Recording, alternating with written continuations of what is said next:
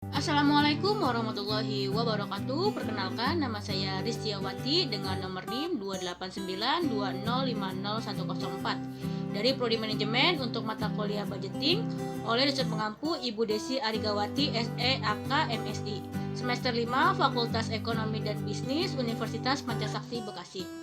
Video kali ini dibuat bertujuan untuk memenuhi salah satu tugas UAS dari mata kuliah Budgeting oleh dosen pengampu Ibu Desi Arigawati SEAK MSI. Video kali ini saya akan membawakan materi tentang anggaran kas. Nah, apa itu anggaran kas? Sebelumnya saya akan menjelaskan definisi tentang anggaran kas. Anggaran kas atau bisa disebut dengan cash budget adalah anggaran yang merencanakan secara lebih terperinci tentang jumlah kas beserta perubahan-perubahan dari waktu ke waktu selama periode yang akan datang, baik perubahan yang berupa permintaan kas maupun perubahan yang berupa pengeluaran kas.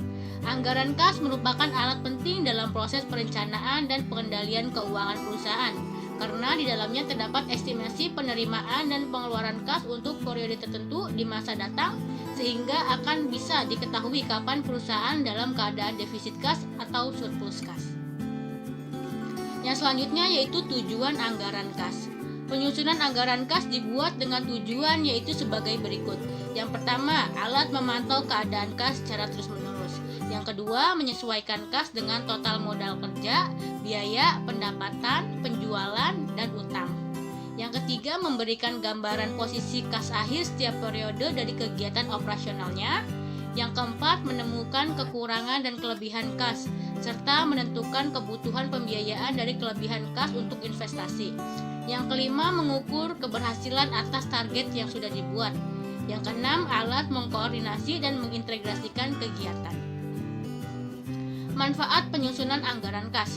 Nah, manfaat penyusunan anggaran kas atau budget kas yaitu yang pertama, dapat diketahui posisi kas sebagai hasil rencana operasi perusahaan. Yang kedua, mengetahui surplus atau defisit kas. Yang ketiga, dipergunakan sebagai dasar untuk mengantisipasi kebutuhan kas karena defisit kas. Yang keempat, sebagai dasar untuk mencapai target dan mengukur keberhasilan perusahaan.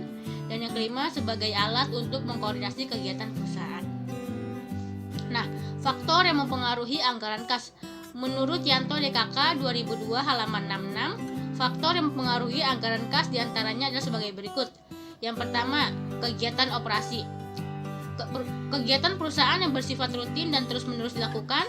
Kegiatan utama perusahaan adalah menjual dan membeli barang atau jasa. Apabila penjualan tinggi, maka kas yang termasuk juga tinggi. Yang selanjutnya, kegiatan investasi. Kegiatan yang dapat meningkatkan dan menurunkan aset tak lancar yang digunakan perusahaan. Kegiatan investasi misalnya menjual dan membeli surat berharga jangka panjang, menjual dan membeli aset tetap. Nah, teman-teman, di sini ada aliran kas dalam perusahaan. Bisa dilihat gambarnya. Di sini adalah aliran kas perusahaan industri. Nah, dari gambar ini menjelaskan kepada kita bahwa kas sebagai kapital pertama dari setoran pemilik perusahaan. Nah, sebagai pemilik perusahaan, lazim disebut modal sebagai sendiri atau equity. Jika modal sendiri tidak mencukupi untuk melakukan kegiatan bisnis, maka perusahaan dapat meminjam uang dari sumber-sumber pembiayaan lainnya, seperti perbankan dan lembaga keuangan non-bank lainnya yang dikenal dengan sebutan utang atau dapat juga bersumber dari penjualan aktiva tetap. Nah, modal tersebut digunakan untuk membangun perusahaan bisnis dan memberi peralatan bisnis, pembelian aktiva tetap. Kemudian untuk membiayai kegiatan bisnis seperti membeli bahan mentah atau bahan baku untuk diolah menjadi komoditi produksi, membayar upah tenaga kerja, biaya overhead pabrik, dan membayar berbagai biaya tidak langsung lainnya seperti pemasaran dan biaya administrasi, biaya bunga, biaya sewa, pembayaran dividen, pembayaran pajak, dan pengeluaran lainnya. Semua ini dikeluarkan oleh kas. Setelah bahan baku diolah menjadi komoditi produksi dan dijual ke pasar, maka akan melahirkan uang tunai kembali atau melahirkan piutang, kemudian melahirkan uang tunai kembali. Nah, biaya membangun organisasi dan biaya peralatan bisnis secara periodik diamortisasi dan didespresiasi berdasarkan suatu mode tertentu, kemudian dibebankan kepada komoditi yang dijual. Ini merupakan proses menjadikan kembali uang tunai melalui kegiatan bisnis. Nah, Apabila perusahaan memiliki kelebihan kas, perusahaan dapat juga membeli surat-surat berharga, efek atau marketable security atau temporary investment, yaitu obligasi, saham biasa, dan saham preferred. Pembelian efek dilakukan untuk tujuan menjaga likuiditas karena pada hakikatnya efek tersebut merupakan uang tunai juga karena sifatnya yang mudah dijual pada pasar modal serta investasi sementara untuk tujuan memperoleh keuntungan atas capital gain. Pembeda harga jual dengan harga beli itu yang disebut dengan capital gain. Atau dapat berinvestasi pada efek jangka panjang yang semata-mata bertujuan untuk memperoleh keuntungan disebut investment. Pada laporan neraca dikelompokkan dalam harta tetap. Karena itulah untuk menjaga keseimbangan antara pengeluaran tersebut agar kegiatan operasional tidak stagnan, perusahaan perlu membuat anggaran kas. Selanjutnya yaitu sumber aliran kas. Di sini ada 3, ada aktivitas operasi, aktivitas investasi, dan aktivitas pendanaan.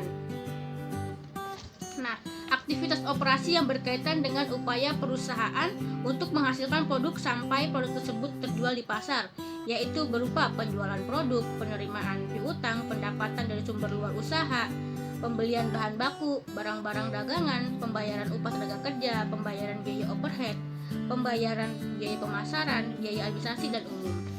Yang selanjutnya yaitu ada sumber aliran kas aktivitas investasi. Aktivitas yang berkaitan dengan pembelian dan penjualan harta perusahaan yang dapat menjadi sumber pendapatan perusahaan, yaitu pembelian dan penjualan gedung, mesin, tanah, kendaraan, dan lain sebagainya. Yang ketiga ada sumber aliran kas aktivitas pendanaan. Aktivitas yang berkaitan dengan upaya untuk mendukung operasi perusahaan dengan menyediakan kebutuhan dana dari berbagai sumber, yaitu penerbitan saham baru, penerbitan obligasi, penerbitan prosmen atau wesel, pembayaran dividen, menerbitkan utang, dan sebagainya.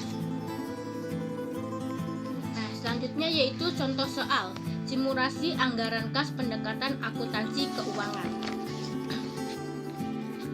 Berdasarkan laporan laba rugi dan neraca CV Gava Media tahun 2019 adalah sebagai berikut. Yang A, penjualan pada 2019 sebesar 120 miliar. Diharapkan akan meningkat terus sebesar 10% setiap tahun sampai 2023. B, saldo kas real pada awal tahun 2019 sebesar 40 miliar. Modal kerja non-kas pada waktu tersebut sebesar 250 miliar. Modal kerja non-kas ini akan meningkat pada proporsi yang sama dengan meningkatnya penjualan. Perkiraan biaya variabel sebesar 25% dari penjualan, sedangkan fixed cost untuk 2019 sebesar 28 miliar dan akan meningkat dengan 20% pada tahun 2022. Depresiasi dan amortisasi merupakan 20% dari 500 miliar atau fixed cost. Yang E, pajak pendapatan sebesar 25%. Yang selanjutnya yaitu sumber kas lainnya. Yang pertama ada penjualan aktiva tak terpakai 2019 yaitu per 5 juta, 2020 per 5 juta, 2021 per 50 juta, 2022 dibagi 5 juta, dan 2023 dibagi 5 juta. Yang kedua menjual saham portofolio pada tahun 2021 sebesar 100 miliar. Yang ketiga utang bank jangka panjang pada tahun 2020 yaitu 100 miliar. Yang selanjutnya kebutuhan kas. Yang pertama ada saldo sinking fund pada tahun awal 2019 sebesar 50 miliar dan akan ditambah dengan 50 juta lagi pada tahun 2019. Yang selanjutnya pembayaran kembali hutang obligasi sebesar 80 miliar dari sinking fund pada tahun 2022. Yang ketiga pengeluaran modal atau capital expenditure pada tahun 2019 sebesar 60 miliar, tahun 2020 70 miliar, tahun 2021 290 miliar. Di sini ada keterangan beli mesinnya. Tahun 2022 sebesar 180 miliar dan tahun 2023 sebesar 120 miliar. Yang keempat ada pembayaran dividen pada tahun 2019 sampai 2020 masing-masing sebesar 30 miliar setahun, 2021 sampai 2022 sebesar 40 miliar dan 2023 sebesar 40 miliar setahun. Yang selanjutnya pengeluaran lainnya yaitu pada tahun 2019 25 miliar, pada tahun 2020 20 miliar, pada tahun 2021 15 miliar, dan tahun 2022 17 miliar, dan tahun 2023 50 miliar. Nah, berdasarkan data di atas, saudara diminta untuk menyusun perkiraan rugi laba dan menyusun anggaran kas periode mendatang. Nah, menyusun perkiraan laba rugi, CV Gapa Media perkiraan laba rugi tahun 2019 sampai 2023. Di sini ada tahun 2019, 2020, 2021, 2022, 2023.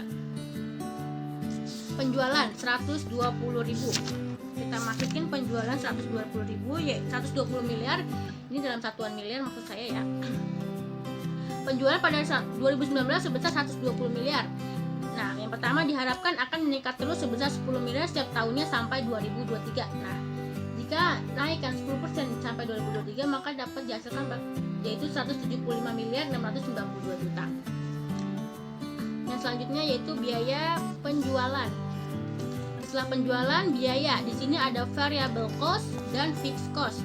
Variable cost di sini adalah 25% dari penjualan, sedangkan fixed cost untuk 2019 sebesar 28 miliar dan akan meningkat dengan 20% pada tahun 2022.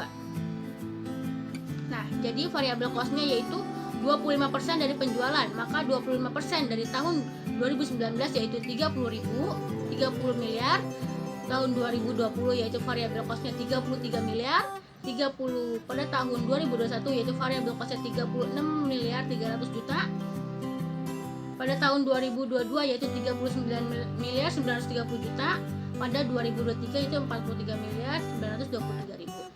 Oke, saya sebut sini ribuan aja ya, nanti ribet banget sepertinya, nanti saya akan pokoknya di note aja nanti satuannya itu dalam miliar atau tambahkan 6 nol di belakangnya nanti.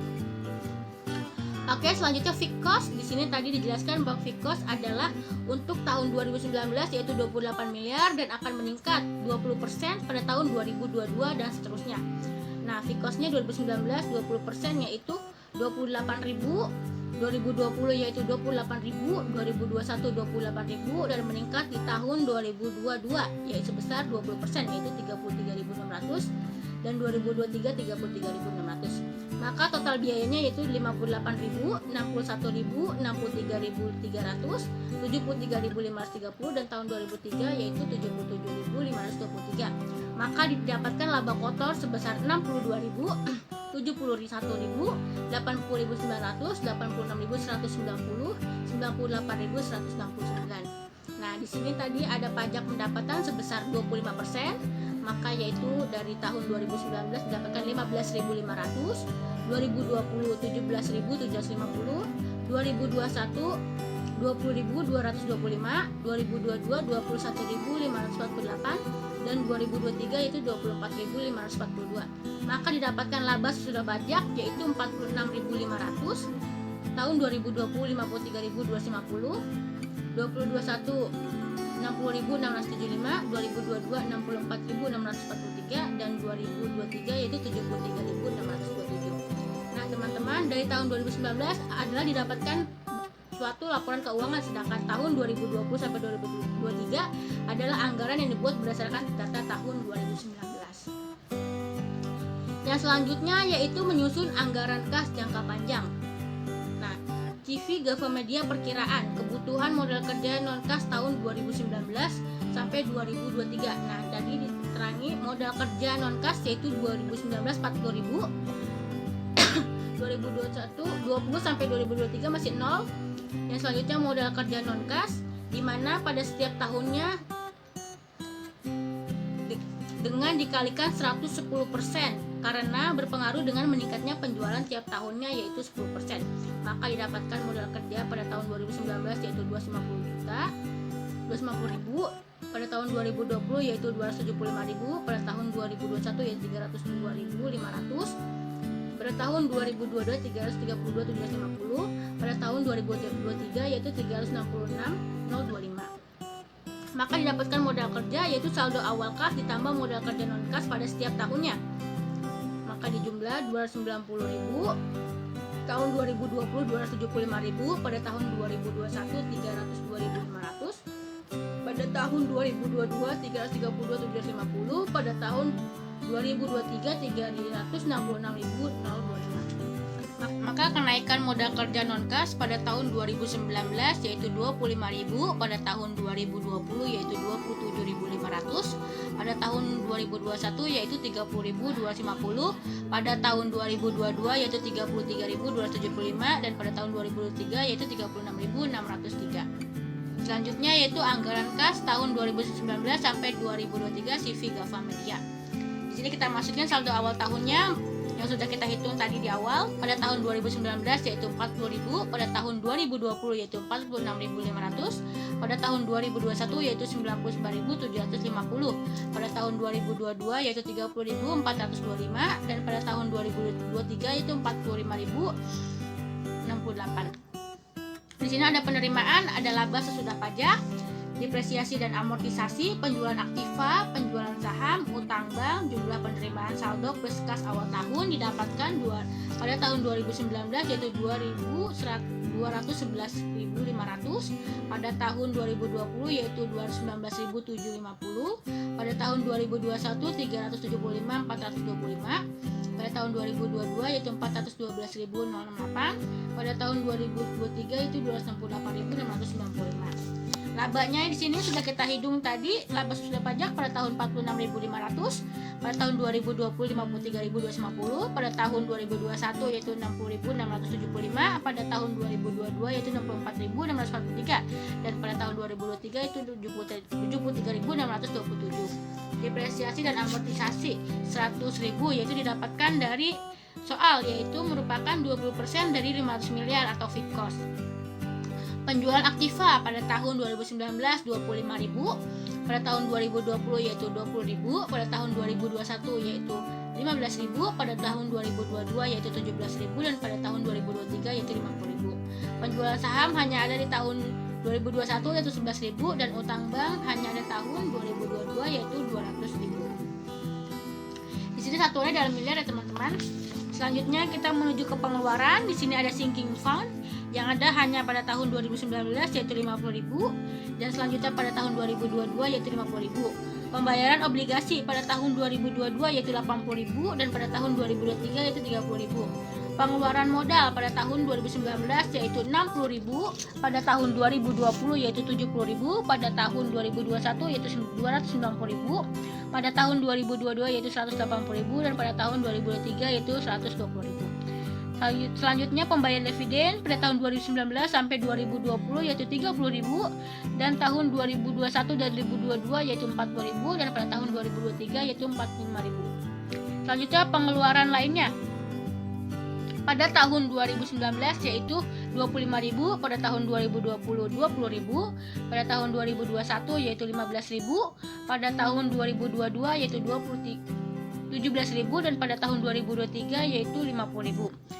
Maka didapatkan jumlah pengeluaran yaitu 165.000, 2020 yaitu 120.000, pada tahun 2021 yaitu 345.000, dan pada tahun 2022 yaitu 367.000, dan pada tahun 2023 yaitu 245.000. Maka didapatkan saldo kas akhir tahun yaitu sebesar pada tahun 2019 46.500, pada tahun 2020 99.750, pada tahun 2021 30.425, pada tahun 2022 yaitu 45.066, yaitu pada tahun 2023 sebesar 23.695. Ya teman-teman, itulah video dari saya tentang anggaran kas. Saya Ristiawati, izin pamit undur diri. Mohon maaf apabila ada kesalahan dalam perkataan dan perbuatan. Saya Ristiawati, kurang lebihnya mohon maaf. Wassalamualaikum warahmatullahi wabarakatuh.